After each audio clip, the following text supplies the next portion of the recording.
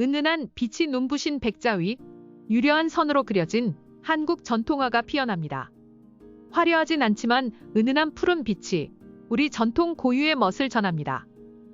아트플로우가 주최한 온라인 전시 도자기의 매력은 중견 회화 작가 4인과 한국과 일본을 넘나들며 활발히 활동 중인 성석진 도예가가 함께 참여한 전시입니다.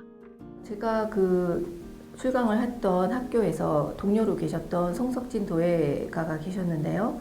저한테 제가 그리는 도자기 작품을 본인의 개인 도자전에 출품을 한번 해보는 게 어떻겠느냐 제안을 하셨어요. 콜라보 전시는 저를 비롯해서 송인옥, 이정은, 최문선 이렇게 4명의 화가가 참여해서 더 커지게 됐고요. 이 4명의 화가들은 동양화와 서양화를 전공을 했고 각자의 회화 작품으로 이제 활발하게 현역 작품 활동을 하시는 분들인데 공통 분모가 하나 있다면 성석진 도예 작가의 작품들을 실생활에서 항상 아끼고 이렇게 사용해왔던 그런 애호가라는 점이었습니다. 전통 가치를 지켜가는 작가들의 마음이 모여 도화원이라는 이름의 그룹 예술 활동이 시작됐습니다. 저희 회화 작가들은 갤러리의 하얀 벽에 작품을 걸어서 감상하는 거를 넘어서서 항상 대중들에게 가까이 다가가고 싶다는 그런 바람이 있고요. 그리고 전통 도자기라는 것에 자기의 예술을 투사하고 싶은 그런 욕망도 있습니다. 저희들의 그런 꿈을 성석진 작가가 어떻게 보면 이룰 수 있는 기회를 줬다고 생각을 합니다. 그런 점에서 저희 회화 작가들이 굉장히 고마워하고 그리고 기뻐하고 그리고 소중한 만남이라고 생각하고 있습니다. 2007년부터 2023년 제10회 도화원 전시까지 함께해온 김현지 작가는 처음 도자의 그림을 그릴 때의 감상을 전했습니다. 성석진 공방의 그림을 이제 그리려고 갔는데 청화, 철화, 그리고 진사라는 전통 도자 안료가 접시에 담겨 있는 걸 쳐다보니까 그냥 빨간색, 회색, 갈색 흙탕물처럼 생긴 게 접시에 담겨 있었어요.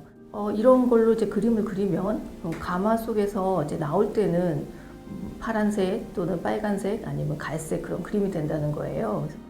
이건 너무 당황스럽고, 그러니까 화가 입장에서는 항상 시각적으로 어떤 결과물을 이제 집중해서 보는 편인데, 제가 이제 예술가가 아니라 마술가가 돼야 되나 이런 생각을 했습니다.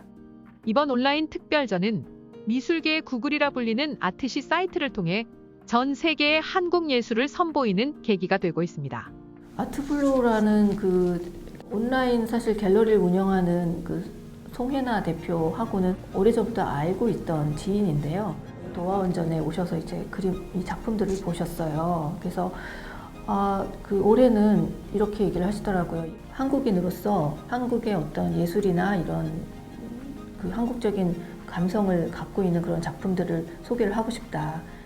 여러 차례 개인전과 단체전을 진행하며 동양화가로 활동해온 김현지 작가는 많은 현대 예술 작품과는 다르게 화폭의 자연적 성질을 그대로 이해하고 받아들여 인내와 비움을 작품에 투영했습니다. 코팅 작업이라고 할 수 있는데요. 그런 작업을 거의 안 해요. 오히려 물감이 밑으로 빠지면서 어떻게 번질지 모르는 그 상황을 어떨 때는 내버려두고 어떨 때는 조금 기다려주고, 제가 한국화를 이제 그릴 때 사용하는 전통 종이는 이제 먹물을 굉장히 흡수하는 속도가 빠르거든요. 그렇기 때문에 작가의 숨결을 온전히 다 전달이 돼서 붓자국이 한번 남겨지면 사실 수정하기도 어렵고 그렇습니다. 그러다 보니까 이런 민감한 종이를 가지고 작업을 할 때는 100% 제 통제에서는 힘들죠. 그래서 어느 정도 그런 종이의 특성을 알고 거기에 순응하면서 좀 관대해지는 게 있어요. 그런 좀 예측 불가성을 이해를 하고 그리고 받아들이고 오히려 그거에 대해서 기대감을 갖고 기다리는 그런 여유가 있더라고요. 어떤 자연의 힘이나 성질을 극복하기보다는 좋아하고 그리고 수용한다. 그런 게 좀 동양화의 특징 그리고 매력이 아닌가 생각을 합니다. 특히 이번에 전시된 작품들처럼 도자기에 그림을 그리는 것은 더 많은 이해와 노력이 필요하다고 작가는 말합니다.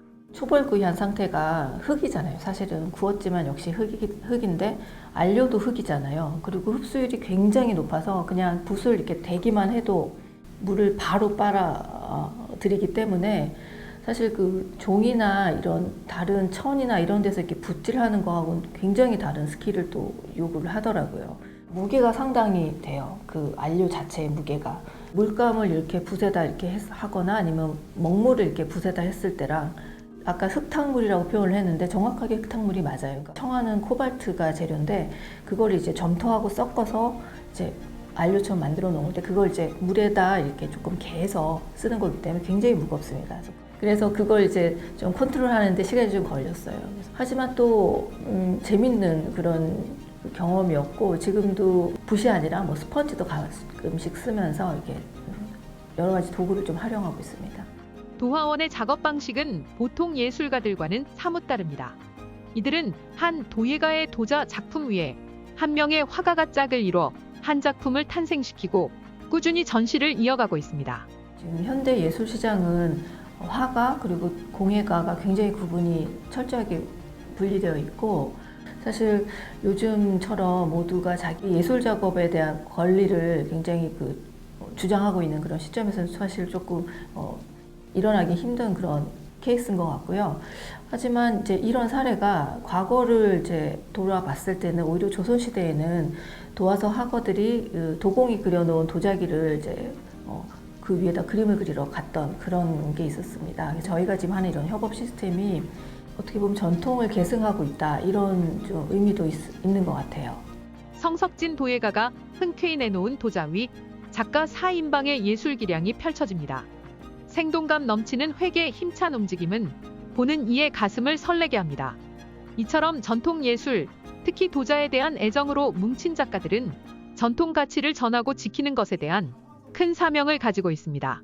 전통 예술이 계속 이렇게 살아남은 것은 어떤 이유가 있는 게 아닐까 싶어요. 전통 예술의 어떤 가치를 시대마다 세월이 이제 흘러도 그때 시대마다 그거를 발현해내주고 그리고 그거를 전해주려고 노력하는 그런 예술가들이 있고 그런 여러 분들의 어떤 숨결 같은 것이 있어서 사실 저는 전통예술은 가치가 있다 이렇게 생각을 하고 있습니다.